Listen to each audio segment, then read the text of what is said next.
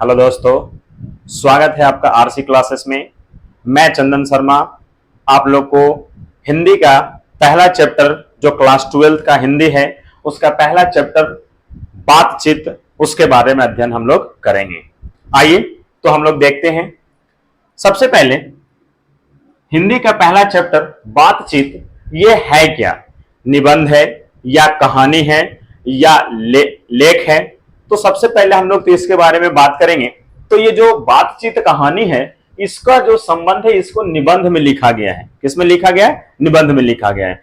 कोई कहानी मिलेगा, कोई निबंध मिलेगा, और भी प्रकार के कोई पत्र मिलेंगे, कोई आपको वार्तालाप मिलेगा। उसी प्रकार से बोर्ड में सबसे पहले जो क्वेश्चन पूछा जाता है कि जो बातचीत है वो क्या है, तो हम लोग सबसे पहले देखते हैं कि जो बातचीत है वो निबंध है। क्या है? निबंध है। तो आपका ऑब्जेक्टिव रूप में यही क्वेश्चन पूछा जाएगा कि जो बातचीत है वो क्या है? निबंध है, कहानी है, तो हम लोग उसमें क्या मारेंगे?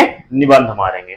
अब आइए हम लोग देखते हैं ये जो बातचीत है इसके लेखक कौन है। थोड़ा सा लेखक के जीवनी के बारे में अध्ययन करेंगे, फिर हम लोग उसके निबंध यानी जो बातचीत कहानी है उस पर बात करेंगे। तो आइए सबसे पहले हम बात करते हैं कि जो बातचीत कहानी है, निबंध है, इसके जो लेखक हैं वो है बालकृष्ण भट्ट। लेखक कौन है? नाम याद रखिएगा, क्योंकि ये जो लेखक है, कहानी है, इसी से बहुत सारे क्वेश्चन ऑब्जेक्टिव केस में पूछे जाते हैं।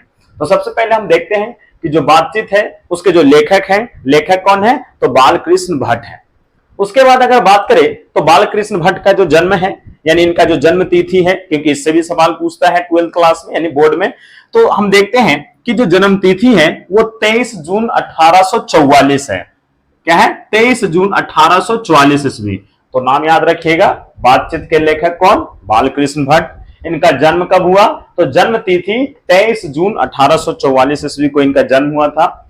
इनका जो जन्म हुआ था, जो जन्म स्थान इनका है वो है इलाहाबाद उत्तर प्रदेश। कहां है? इलाहाबाद उत्तर प्रदेश के ये रहने वाले थे। इनका जन्म वहीं पे हुआ था। इनके जो पिताजी थे उनका भी रहना सहना सब इलाहाबाद में था। तो इनका जो जन्म स्थान है वो कहां है? इलाहाबाद आपका उत्तर प्रदेश में पड़ता है।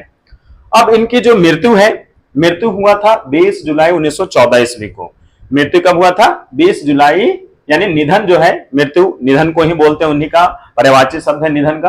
तो 20 जुलाई 1914 ईस्वी का इनका निधन हुआ था। इनके माता का नाम पार्वती देवी है। क्या है? इनके माता का नाम है पार्वती देवी। इनके पिता का नाम बेनी प्रसाद भट्ट है। तो ये नाम याद रखिएगा, माता का नाम पार्वती देवी और बेनी प्रसाद भट्ट इनकी पिता का नाम था। तो अब इसके बाद तो हम लोग समझ गए।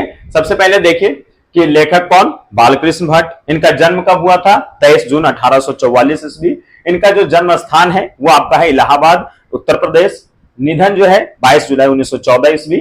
पिता का नाम बेनी प्रसाद भट्ट और इनकी जो माता का नाम है यह है पार्वती देवी। अब अगर हम इनकी प्रारंभिक शिक्षा की बात करें, यानी इनका जो सबसे पहला प्रारंभिक शिक्षा है, जिनका प्रारंभिक शिक्षा 1887 ईस्वी में ये प्रयागराज, जो इलाहाबाद के पास एक प्रयागराज है, वहीं पे इनका एक स्कूल था, वहीं से प्राइमरी स्कूल से ये पढ़े थे।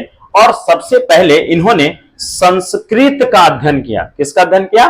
तो संस्कृत का अध्ययन किया था। और इन्होंने 1887 ईस्वी में सर्वप्रथम ये यहाँ पे एक स्कूल था, प्रयाग में ही एक स्कूल था, और वहीं से इन्होंने इंट्रेंस एग्जाम पास किया था। क्या क्या था? इंट्रेंस। इंट्रेंस का मतलब होता है कि जो अगला स्कूल होता है उसमें दाखिला लेने के लिए हम लोग को इंट्रेंस का एग्जाम देना पड़ता है। अगर हम लोग इस इंट्रेंस में एग्जाम पास करते हैं तब हम लोग को उस अगले स्कूल में एडमिशन का जो शेड्यूल तैयार होता है उसमें नामांकन आता है। तो इसलिए आगे के पढ़ाई जारी करने के लिए इन्होंने अपना इंट्रेंस एग्जाम क्रैक किया और उसमें अच्छा नंबर लाया और उसके बाद आगे पढ़ने चले गए। अब ये इनका, अब हम लोग इनके जो वृत्ति है, वृत्ति का मतलब होता है घटना, यानी इनके जो जीवन में जो महत्वपूर्ण घटना हुई उसके बारे में हम लोग अध्ययन करेंगे। तो देखते हैं इनकी जो सबसे पहले वृत्ति है, सबसे पहली जो घटना है वो है 1869 से 1875 तक प्रयाग के मिशन स्कूल में अध्यापक का काम किए। किसके काम किए? अध्यापक का काम किए। क्योंकि इनके जो माता, जो इनके पिता थे, उनका देहांत हो गया था और इनके घर में, ये एक व्यापारी घर से बिलोंग करते थे। इनके माता पिता जो थे, यानी इनके जो पिता थे, वो व्यापार का कारोबार करते थे, जिनको लेकर इनके घर में कलह था। और इसलिए इस कलह को दूर करने के लिए ये जो थे, यानी अपने घर में जीविकोपार्जन के लिए, अपने दिनचर्या, अपने घर के चलाने के लिए इन्होंने बहुत सारे स्कूलों में या फिर बहुत सारे कॉलेजों में इन्होंने अध्ययन का काम किया। अगर सबसे पहली बात करें तो 1869 से 1875 तक प्रयाग के मिशन स्कूल में, किस स्कूल में, तो प्रयाग के मिशन स्कूल में अध्यापन का काम किया। अध्यापन का मतलब पढ़ाने का काम किए। उसके बाद 1885 ईस्वी में प्रयाग के सीएबी स्कूल में संस्कृत का अध्यापन किए, मतलब संस्कृत पढ़ाना शुरू किए, क्योंकि इन्होंने जो शुरुआत में पढ़ाई शुरू की थी वो संस्कृत से पढ़े थे, इसलिए इनको संस्कृत में बहुत अच्छा ज्ञान था। इसलिए इन्होंने 1885 ईस्वी में प्रयाग के सीएबी स्कूल में संस्कृत का अध्ययन किया था, मतलब अध्यापक थे और वहीं पे ये लोग बच्चों को संस्कृत का ज्ञान देते थे। उसके बाद अगर 1888 की बात करें तो 1888 ईस्वी में प्रयाग के काश्य पाठशाला इंटर कॉलेज में अध्यापक नियुक्त हुए। कहां अध्यापक नियुक्त हुए, इसको याद रखिएगा, क्योंकि जब जो बोर्ड का एग्जाम होता है तो उसमें से एक आध क्वेश्चन इसमें से पूछ लिया जाता है कि जो लेखक हैं जिनका नाम है बालकृष्ण भट्ट, वो कहां पे सबसे पहले अध्यापक का काम किए, 1888 में कहां का अध्यापक थे। तो इसलिए हम लोग 1888 की बात करें तो यहां पे एक कायस्थ पाठशाला था इंटर कॉलेज में, यहां पे अध्यापक नियुक्त हुए। कहां हुए, कायस्थ पाठशाला था, इंटर कॉलेज था, वहीं पे इन्होंने संस्कृत का अध्ययन किया।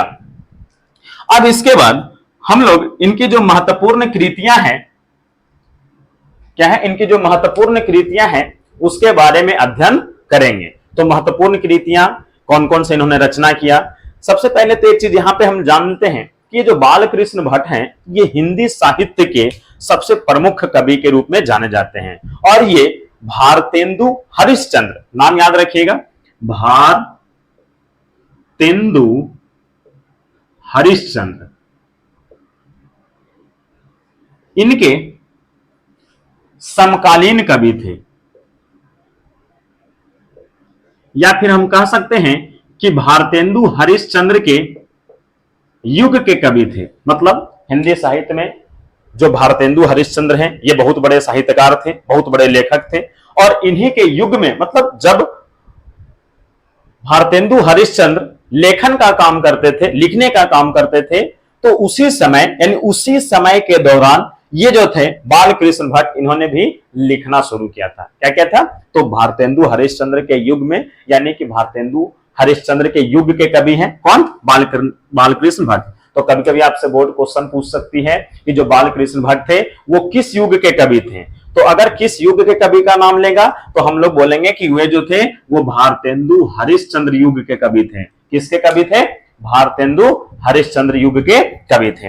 अब देखिए इनके जो आगे का जो है इसमें, यानी कि हम लोग इसमें अभी आगे पढ़ेंगे कि बालकृष्ण भट्ट कौन कौन से पुस्तकों का रचना किया, कौन कौन से उपन्यास लिखे, कौन कौन से पुस्तक लिखे। इसके अलावा और भी बहुत सारे हम लोग इसमें जानकारी प्राप्त करेंगे, जो हम लोग नेक्स्ट वीडियो में इसके बारे में हम लोग चर्चा करेंगे। आज के लिए ही इतना ही। अब इसके बारे में हम लोग जो विशेष जहां से क्वेश्चन कभी कभी पूछती है कौन उपन्यास लिखे, कौन सा पुस्तक लिखे, कौन सा आपका रचना काल किए, तो उसका अध्ययन हम लोग अगले क्लास में करेंगे। आज के लिए इतना ही। बस मैं चंदन शर्मा आपका स्वागत करता हूं आरसी क्लास में, और आपसे रिक्वेस्ट है कि अगर आपको वीडियो अच्छी लगती है तो लाइक करें, शेयर करें और सब्सक्राइब करें।